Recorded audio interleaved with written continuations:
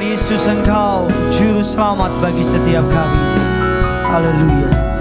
Yesus, Engkau Juru Selamatku, dalam janji-Mu kemenanganku. Selamanya kan ku nyatakan besar setiamu Tuhan di hidupku. Sama-sama sambil angkat kedua tanganmu gading nias. Pada siang hari ini katakan, Yesus, Engkau Juru Selamat bagi kami.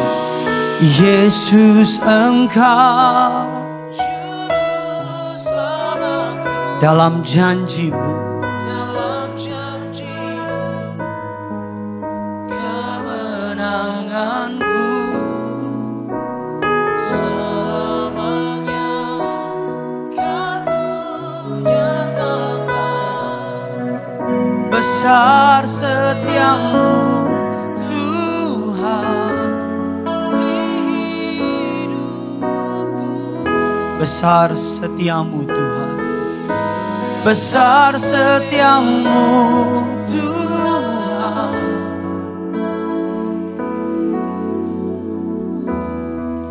Kita kasih tepuk tangan yang luar biasa bagi Tuhan kita. Bapa dalam surga, dalam nama Tuhan Yesus, Engkau Allah yang besar, Engkau Allah yang setia, Engkau Allah yang datang ke dunia mengambil rupa manusia, mati di kayu salib untuk menebus setiap dosa kami. Besar kesetiaan-Mu atas setiap kami. Kami tahu langit dan bumi akan berlalu, tapi firman-Mu tinggal tetap. Kami yang mengandalkan Tuhan tidak akan pernah dipermalukan. Kami yang menaruh pengharapan kami kepada Yesus tidak akan pernah dikecewakan. Kami percaya hadirat-Mu telah ada bersama-sama dengan kami. Kami mau duduk diam diberkati firman Tuhan. Urapi hamba-Mu, setiap kata kalimat ada tanda kuasa dan mukjizat. Urapi di bibir perkataannya, kuasai dengan hadirat-Mu. Taruh perkataan-Mu dalam perkataannya, taruh pikiran-Mu dalam pikirannya, taruh isi hati-Mu dalam hatinya, agar tidak ada satupun kata-kata yang sia-sia, agar tidak ada satupun hikmat sebagai manusia, tapi semua kata kalimat yang keluar benar-benar isi hati Tuhan disampaikan. Jaringan yang kami pakai Tuhan yang sucikan, Tuhan yang kuduskan, jaringan lancar sampai dengan selesai.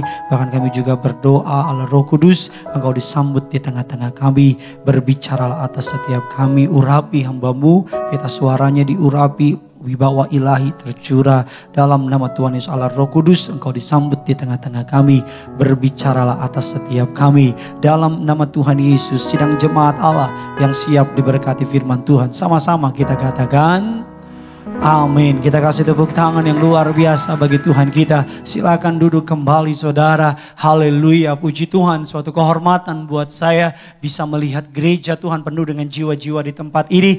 Terima kasih kepada Tuhan Yesus atas kepercayaannya. Saya boleh melayani di gereja yang luar biasa ini. Terima kasih kepada Bapak dan Ibu Gembala Sidang, Bapak Pendeta Dr. Yesaya Pariaji, Ibu Pendeta Darniati Pariaji untuk kesempatan dan kepercayaannya melayani di gereja ini. Terima kasih kepada sidang jemaat Allah yang boleh hadir. Terimalah salam dari mimbar ini. Shalom Tiberias. Masih belum semuanya, lantai 3, lantai 4 dan lantai 2 bisa lebih semangat lagi. Shalom Tiberias. Apa kabar semuanya saudara? Tuhan Yesus itu baik, amin. Saya boleh melihat tangan-tangan yang dikasihi Tuhan Yesus, bisa lambaikan tangan saudara. Kita kasih tepuk tangan dulu yang luar biasa bagi Tuhan kita. Mari sama-sama sebelum kita masuk dalam kebenaran firman Tuhan, sama-sama angkat Alkitabmu tinggi-tinggi. Baik Alkitabmu yang di HP, baik Alkitabmu yang ada di Alkitab saudara. Sama-sama di lantai semuanya angkat Alkitab saudara tinggi-tinggi. Mari sama-sama ikuti doa saya. Dalam nama Tuhan Yesus Kristus, aku percaya Alkitabku ini adalah firman Allah yang hidup. Aku adalah sama seperti yang difirmankannya. Aku adalah sama seperti yang dijanjikannya. Aku yang terima firman Tuhan, hidupku tidak akan sama lagi. Semua yang percaya kita katakan Amin, haleluya. Keluarkan pulpen saudara, keluarkan catatan saudara. Sambil perhatikan kiri kanan saudara. Mereka yang belum pakai masker, suruh ingatkan pakai masker saudara.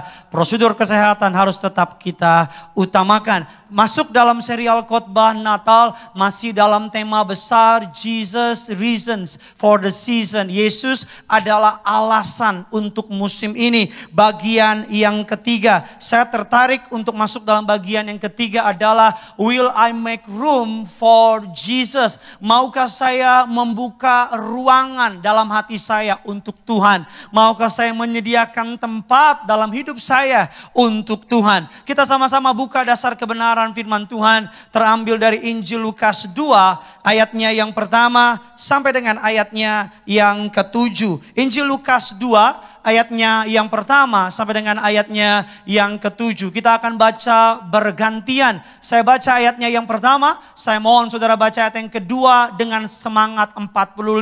Yang sudah di sana, Tiberias, minyak dan anggur, sama-sama katakan saya siap diberkati.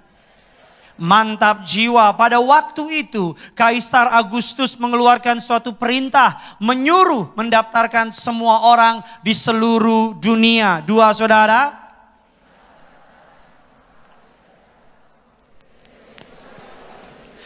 Maka pergilah semua orang mendaftarkan diri masing-masing di kotanya sendiri.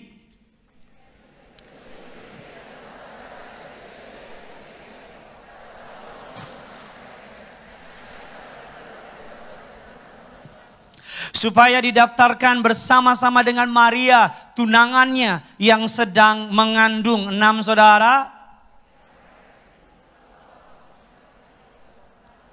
Ayat yang ketujuh sama-sama kita baca. Dan ia melahirkan seorang anak laki-laki, anaknya yang sulung, lalu dibungkusnya dengan lampin dan dibaringkannya dalam palungan. Kita baca terakhir, karena bagi mereka di rumah penginapan, sama-sama bilang sama saya, tidak ada tempat bagi mereka.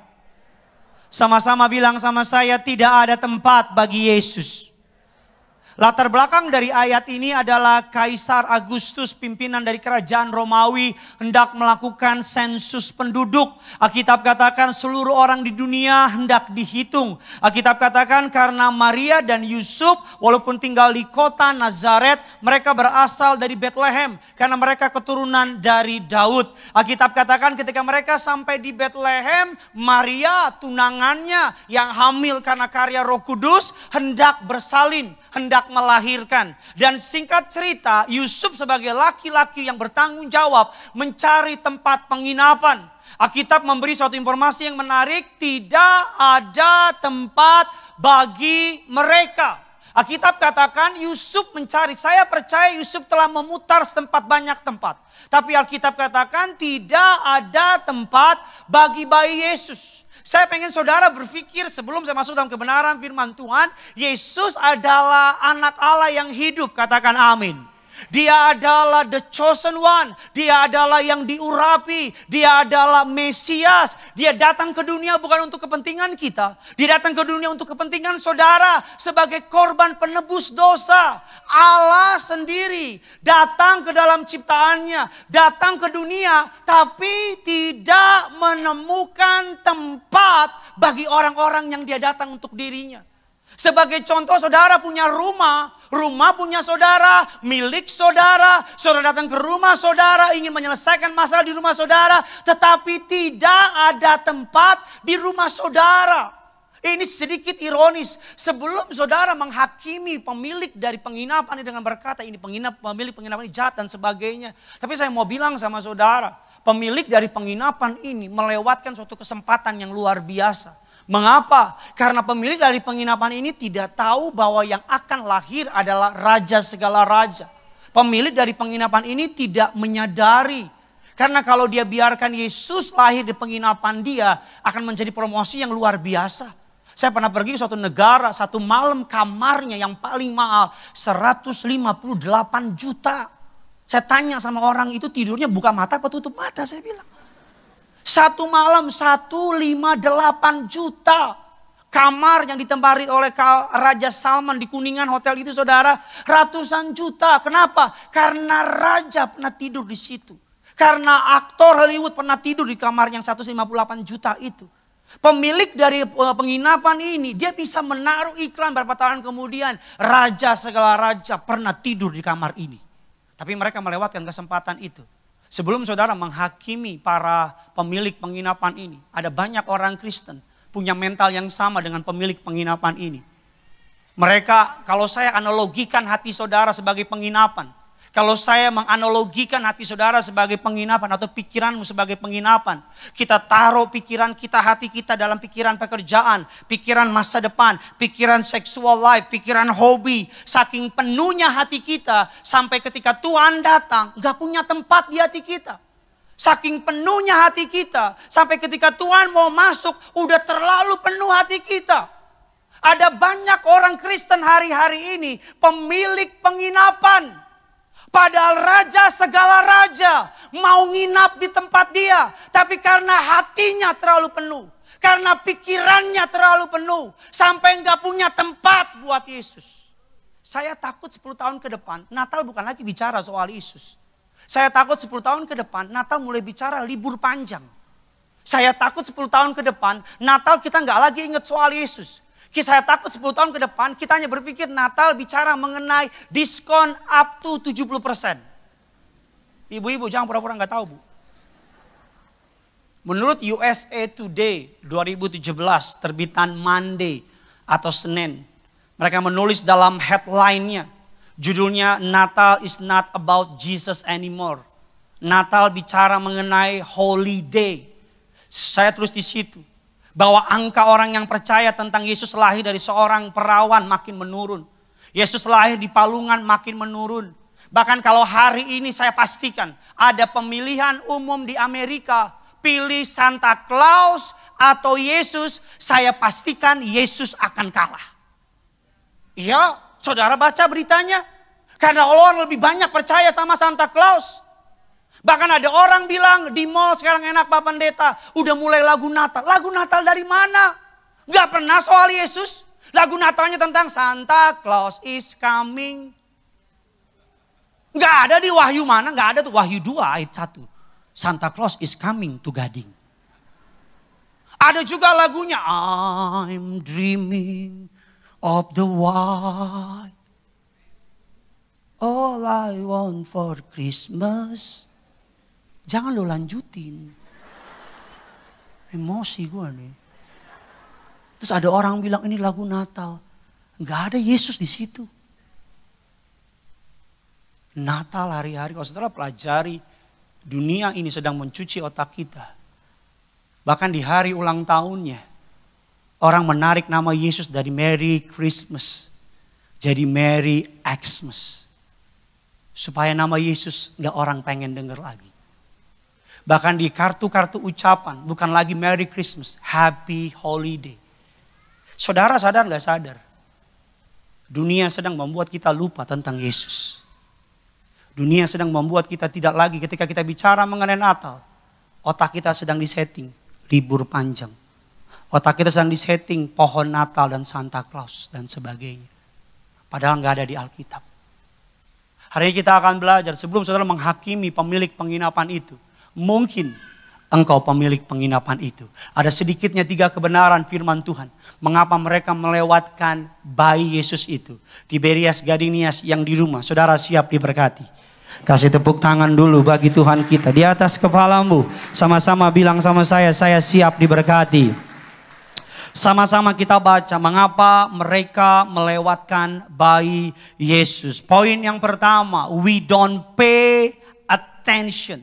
Mengapa mereka melewatkan bayi Yesus? Karena mereka tidak menaruh perhatian. Injil Lukas 24 ayat yang ke-16. Sama-sama kita baca. Gadinias dan yang di rumah. 1, 2, 3, ya.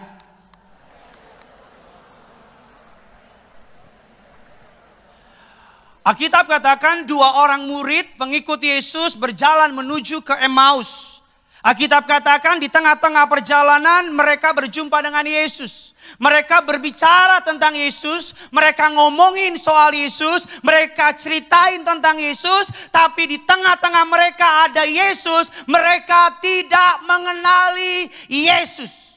Saya ulang sekali lagi, 2 murid Yesus berjalan menuju ke Emmaus. Mereka bertemu dengan Yesus di tengah perjalanan. Mereka bicara soal Yesus. Mereka ngomongin soal Yesus. Mereka cerita tentang Yesus. Tapi Yesus yang di depan mata mereka luput dari perhatian mereka. Inilah sebabnya ada banyak orang ke gereja bertahun-tahun tapi gak bertobat-bertobat. Inilah sebabnya ada orang melayani bertahun-tahun. Nipu jalan, dusta jalan, zina jalan, hidup jalan. Kenapa? Karena selama ini di gereja cuman badannya yang di gereja. Otaknya mikirin, makan bakmi apa habis ini gue. Habis ini lapo mana yang enak nih. Saya gak pernah lupa. Saya pelan di Tiberias Manado. Koordinatornya ngomong sama saya. Ini berkatin saya. Ada 2 orang ibadah di cabang Tiberias Manado. 2 orang ibadah. Bertahun-tahun 2 orang ibadah. Tolong di zoom ke sini. Ya.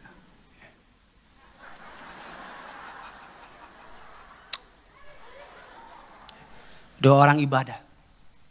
Dengar firman yang sama. Pendeta yang sama. MC yang sama. Lagu yang sama. Bertahun-tahun. Yang satu makin maju karirnya. Makin dewasa imannya. Makin cinta Tuhan. Perubahan nyata.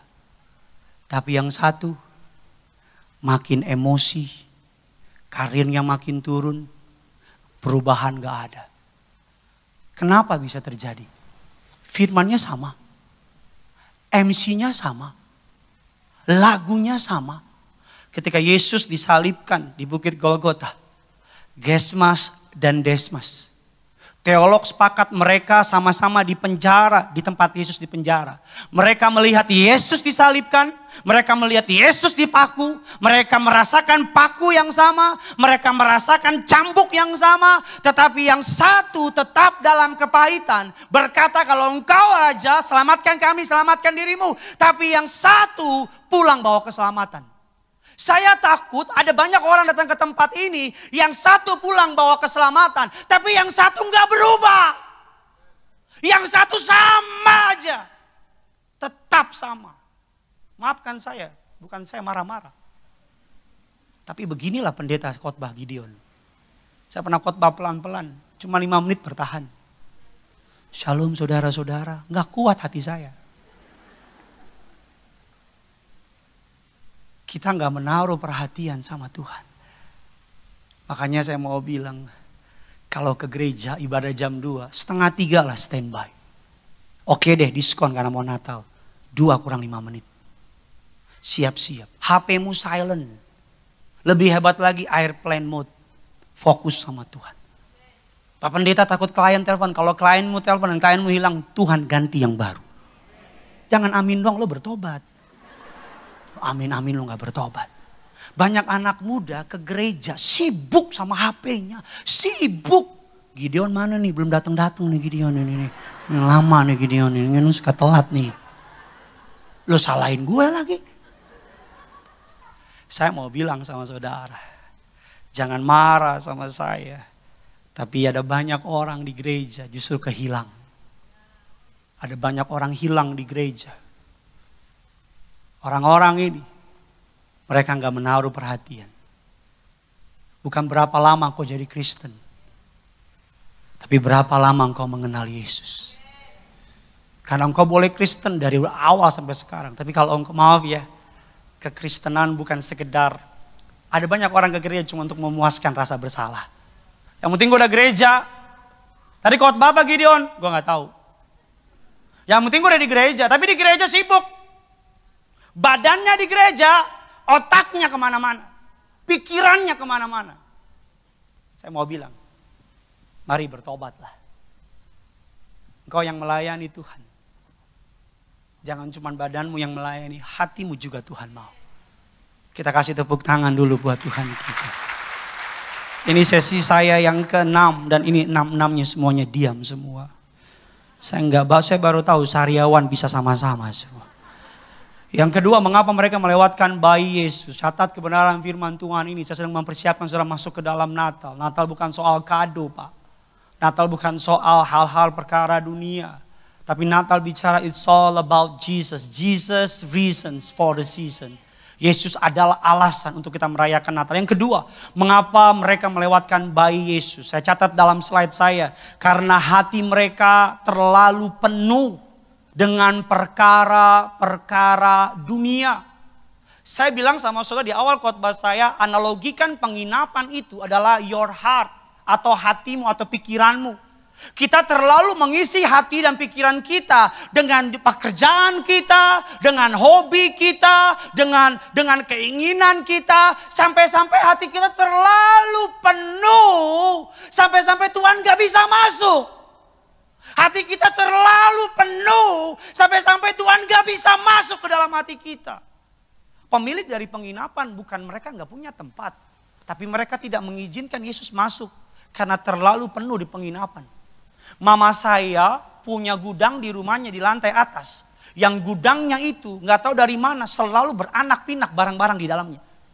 Jadi berapa waktu yang lalu kami anak-anak kasih kado buat mama kami. Kado yang besar dan mama saya bilang mau taruh di gudang. Ketika taruh di gudang udah gak muat. Kenapa? Karena terlalu banyak barang di gudang mama saya. Saya bilang sama mama saya, Ma, barang-barang yang gak berharga, barang-barang yang gak penting, mama jualin. Apa jawab mama saya? Semuanya penting. Jangan lawan inang-inang, jangan. Kalau kau lawan, langsung ke surga kau.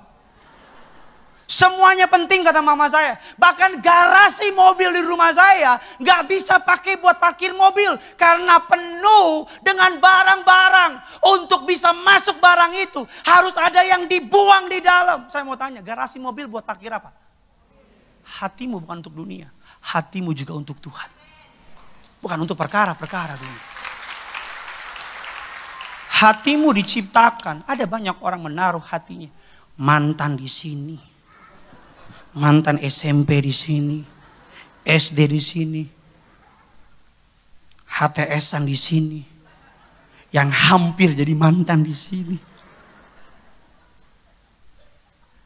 Kenapa kita terlalu mudah kasih hati kita sama laki-laki nggak bener, sama perempuan nggak bener, tapi kasih hati kita sama Tuhan sulitnya. Di Natal ini ada banyak orang minta kado sama Tuhan, nggak salah sih. Tapi bayangin, saya kasih saudara perspektif. Bayangin saudara ulang tahun, semua datang ke ulang tahun saudara, mereka tukar kado, tapi nggak satu pun yang kasih kado sama saudara. Apa pikiranmu? Pasti kau bilang orang gila bagaimana sih? Saudara ulang tahun, saudara undang orang banyak, tapi mereka semua nggak kasih kado sama saudara. Di Natal banyak kayak begitu, ngakunya orang Kristen. Cuman otaknya minta kado aja sama Tuhan. Otaknya cuma tuker kado aja. Tapi gak pernah mikirin Tuhan saya udah mati buat saya. Apa yang bisa saya kasih sama Tuhan saya? Tuhan saya udah berkati saya sepanjang tahun ini. Apa yang bisa saya kasih kado sama Tuhan? Mungkin saya bilang sama saya, Pak Pendeta, dia kan Tuhan punya segalanya. Saya mau bilang Tuhan gak punya segalanya. Saya gak salah ngomong. Tuhan gak punya segalanya. Ada sesuatu yang dia gak punya yang saudara cuma bisa kasih. Ada sesuatu yang dia rela mati di kayu salib untuk mendapatkan itu. Yaitu apa? Hatimu. Pertobatanmu. Kesungguhanmu sama Tuhan. Itu yang Tuhan cari.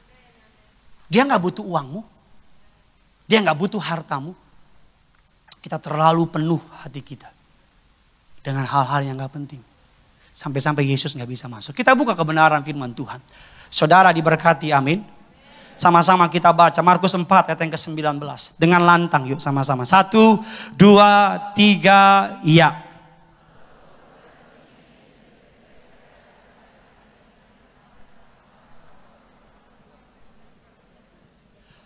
Alkitab katakan firman Allah itu ditabur. Benihnya ditabur.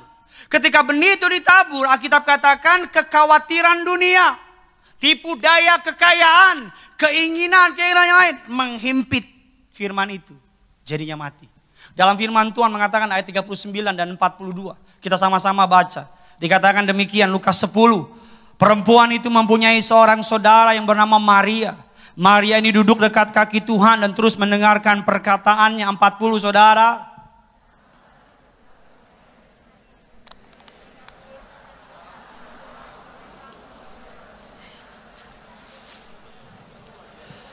Tetapi Tuhan menjawabnya, Marta, Marta, engkau khawatir dan menyusahkan dirimu dengan banyak perkara. 42 sama-sama kita baca. Tetapi Maria telah memilih bagian yang terbaik yang... Saudara bayangin suatu hari Yesus bertamu ke rumah saudara. Atau enggak usah Yesus deh. Pak Pariaji datang ke rumah saudara, katakan amin dulu. Saya MC-nya, choir-nya Alex Manjuntak. Kemarin saya lagi Natalan di sini, lagi gaya TikTok, di-shoot sama kameramen. Jadi kelihatan deh tuh. Mohon maaf Natal kemarin gak bisa terima jemaat. Karena kalau kita buka Natal kemarin tanggal 11, jemaat boleh masuk dengan pembatasan. Bisa sampai Rawamangun jemaatnya. Jadi mohon maaf saudara.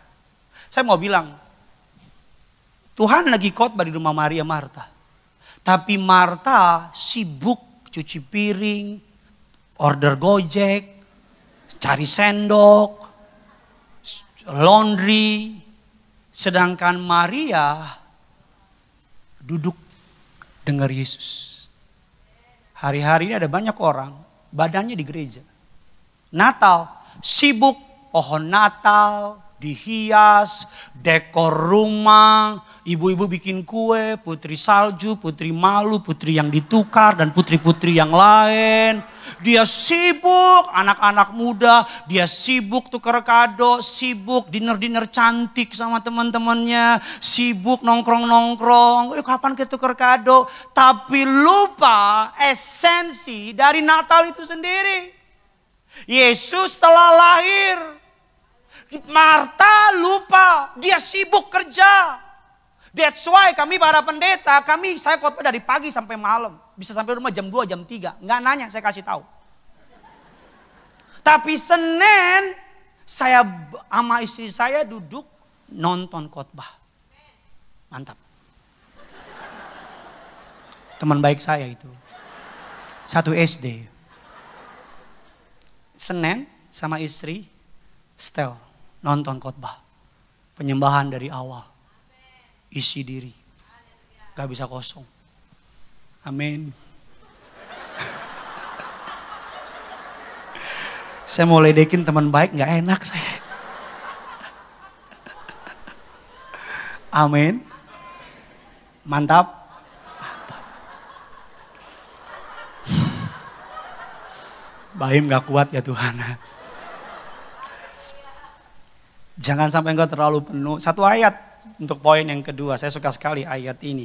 Dalam Ulangan 8 ayat yang ke-14 versi The Message. Dikatakan demikian, make sure you don't become so full of yourself and your things that you forget God. Terlalu penuh sama diri kita.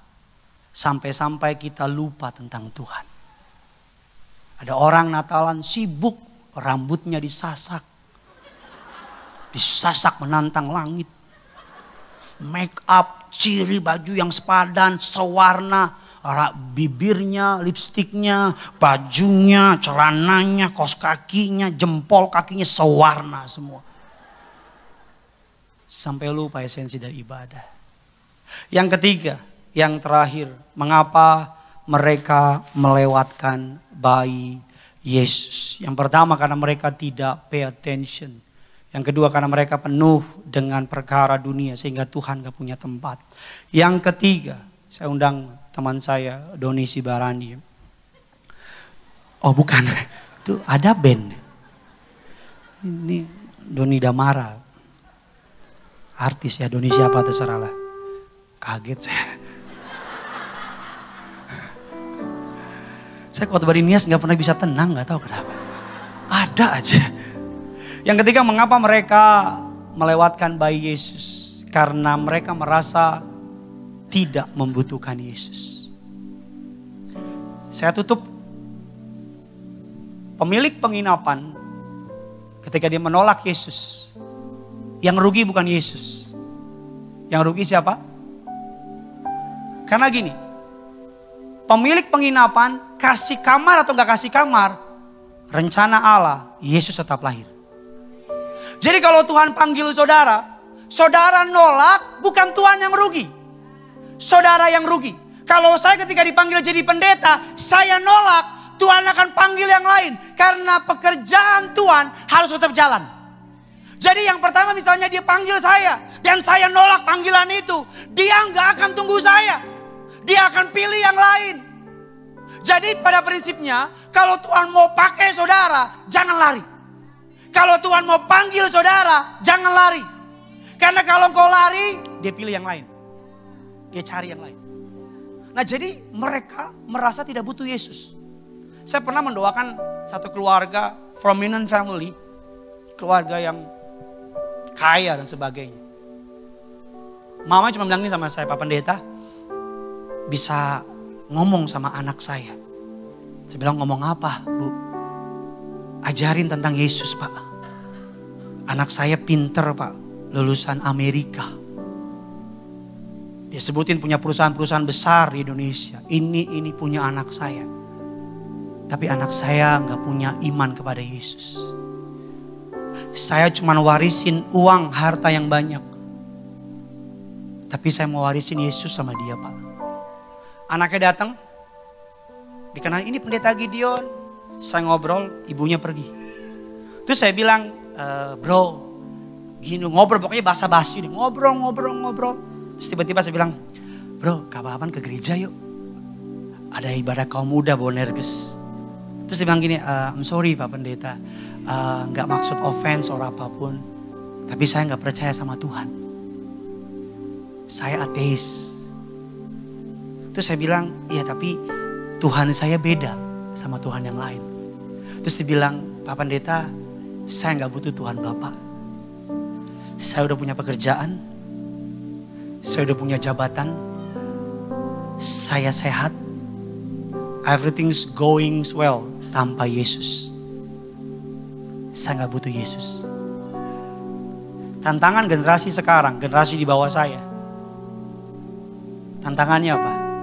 Mulai gak peduli sama Tuhan. Sosial media menyerang dari segala arah. Mulainya apa? Anggap semua kepercayaan sama. Habis itu apa? Yang penting hidup baik. Gak butuh Tuhan. Habis itu apa? Gak percaya Tuhan ada. Saya pernah mendoakan salah seorang pejabat angkatan. Orang Batak. Saya datang. Harapnya Pak Pariaji. Tapi Pak Pariaji gak bisa datang. Jadi saya yang muncul.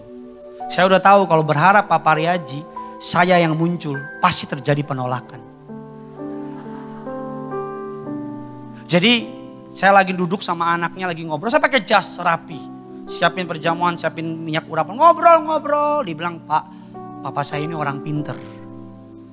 Papa saya orang hebat. Tapi sayang Pak, dia udah mulai gak percaya sama Tuhan. Di tengah-tengah ngobrol, papanya yang orang Batak itu keluar. Lihat saya. Lihat anaknya, dia bilang gini, Nak, mana pendetanya? Kok belum datang? Terus saya bilang, ini ondel-ondel apa gimana gue sih? Ondel-ondel gini-gini goyang-goyang nih. Ini gue pendeta. Terus saya kan pede dong. Saya bangkit, saya bilang, Horas, Amang. Saya kasih tangan saya. Terus dia gak ambil tangan saya, cuma gini, dia. Gitu. Terus dia bilang, oh masih muda ya pendetanya ya. Enggak, memang pendeta harus opa-opa ya. Harus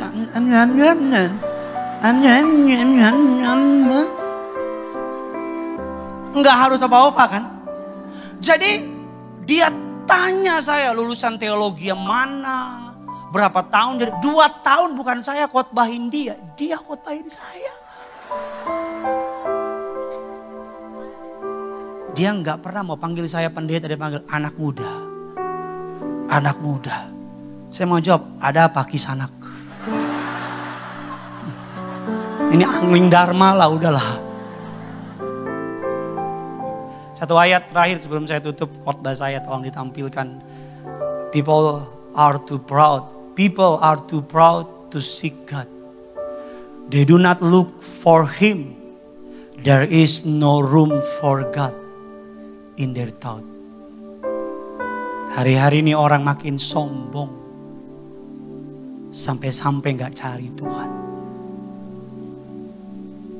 Saya senang pandemi ini Tuhan izinin lama. Bukan saya jahat, bukan ya. Kenapa? Karena di pandemi ini hati orang kaya Tuhan rendahkan. Hati pejabat Tuhan rendahkan. Hati orang-orang besar Tuhan rendahkan. Bahkan pendeta hatinya Tuhan rendahkan. Mungkin saudara cari Tuhan. Tapi engkau bersandar sama uangmu bukan sama Tuhan. Saya beri nama itu sombong. Mungkin saudara ke gereja, engkau tetap percaya Yesus. Tapi kalau ada apa-apa, engkau langsung telepon doktermu, engkau andalkan asuransimu, engkau andalkan duitmu, saya beri nama engkau sombong. Apapun yang engkau andalkan lebih dari Yesus, engkau sombong namanya. Mungkin engkau tetap ke gereja, tapi kalau ada masalah, bukan Tuhan yang kau ingat, koneksimu yang kau telepon, sombong. Maafkan saya nggak bisa memperlembut khotbah ini. Tapi doa saya, agar this Christmas, Natal ini, membawa sesuatu yang indah buat saudara. Tutup Alkitab kita, kemuliaan bagi nama Yesus. Sama-sama kita bangkit berdiri, kita datang sama Tuhan. Haleluya. Kita datang sama Tuhan.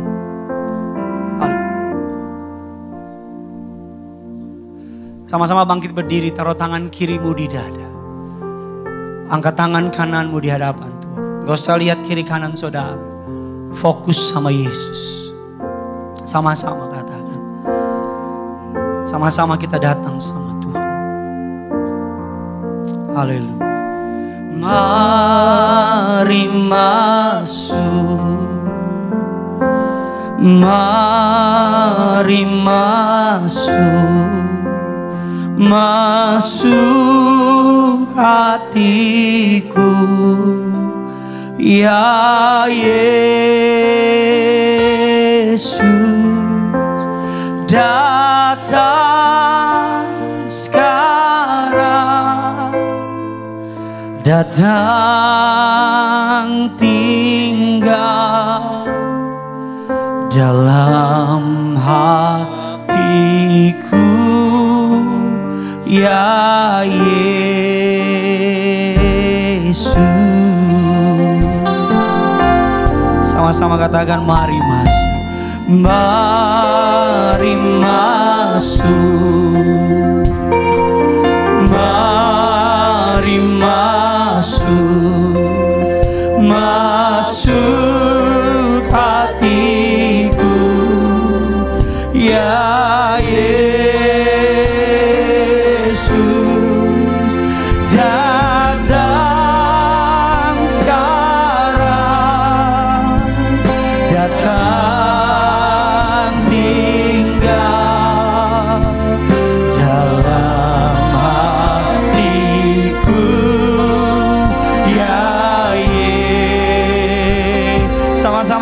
Mari masuk. Iberias Gadingias, mari masuk. Mari masuk. Mari masuk. Masuk hatiku. Ya Yesus, datang sekarang, datang tinggal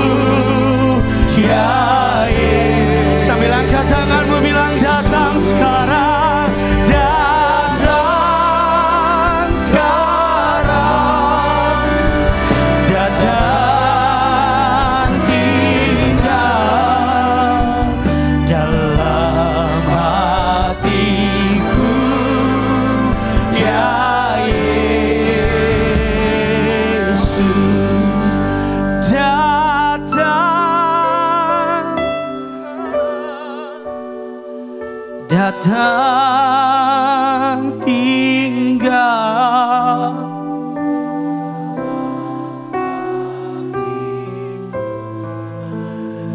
Ya hanya jemaat Tuhan, mari masuk. Hanya jemaat Tuhan, sama-sama katakan,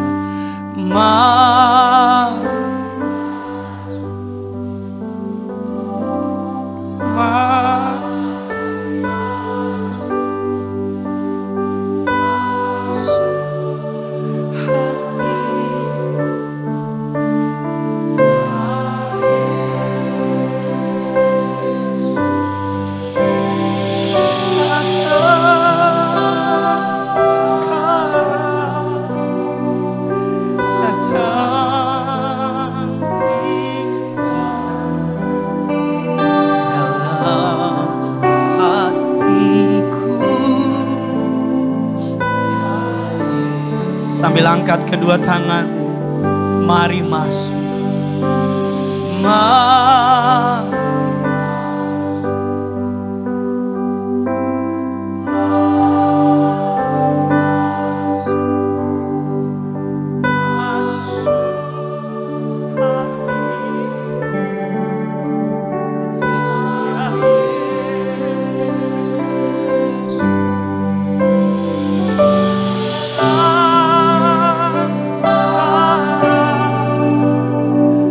Datang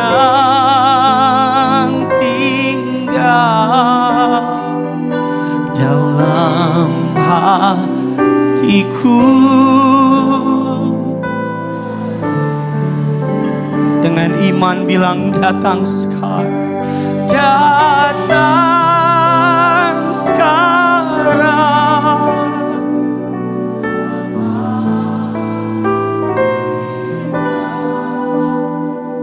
Dalam hatiku, ya di momen Natal ini sekali lagi datang sekarang, datang sekarang.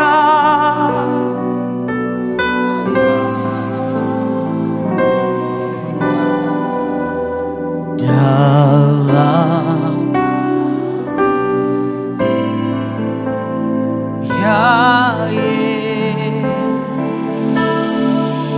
tetap angkat kedua tanganmu biar musik alun dengan lembut. Ini waktunya perbarui komitmenmu sama Yesus. Ini waktunya perbarui imanmu sama Yesus. Ini waktunya untuk kembali mengangkat tangan, buka hatimu dan bilang, mari masuk. Aku buka hatiku seluas-luasnya untuk Engkau masuk. Aku buka hidupku seluas-luasnya untuk Engkau masuk berperkara dalam hati dan hidupku. Jangan jadikan aku seperti pemilik penginapan yang tidak memberikan ruang bagi Yesus. Masuk Tuhan, masuk. Ayo Bu, angkat tanganmu dan bilang, mari masuk Yesus. Mari masuk Yesus. Ayo Pak, angkat tanganmu dan bilang, mari masuk Yesus. Anak-anak muda angkat tangan dan bilang, mari masuk Yesus. Engkau yang menonton streaming di rumah, angkat tangan dan bilang, mari masuk. Mari masuk dalam hatiku. Masuk ke dalam rumah tanggaku. Karena pada akhirnya hanya Yesus yang paling penting. Karena pada akhirnya hanya Yesus yang paling terutama. Datang sekarang. Datang tinggal dalam hati kami Tuhan. Ini hidup kami, ini keberadaan kami, sepenuhnya milik-Mu Tuhan. Sama-sama sambil angkat kedua tangan kita, tutup matamu, mari masuk. Sama-sama Tiberias katakan, mari masuk, mari masuk. Mari masuk, mari masuk, masuk hatiku.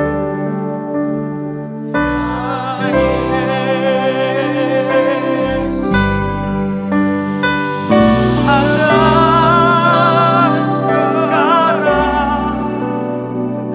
datang tinggal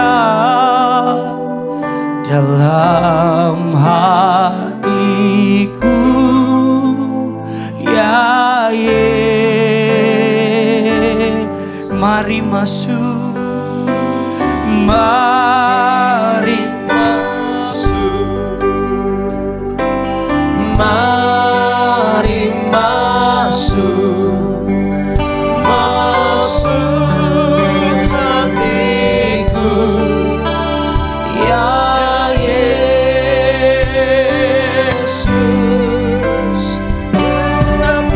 Mari datanglah Engkau Tuhan, berkuasalah Engkau Roh Kudus.